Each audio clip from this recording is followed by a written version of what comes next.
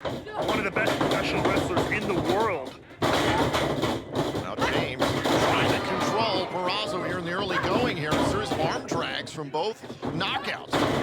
Sweeps the leg into the cover and a kick out by Purrazzo. Purrazzo on top of James trying to end Mickie James' career and a kick out. Purrazzo into another cover. James avoids catastrophe. Back and forth here.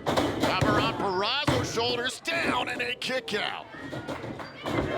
As this one has been very technical so far, despite all the hard feelings between these two, relatively scientific. Well, kick right to the midsection. Oh! And now Mickie James, though she was going for the mid-kick. Purrazzo saw it coming, went for a pump kick of her own, and it's even. These two know each other so well.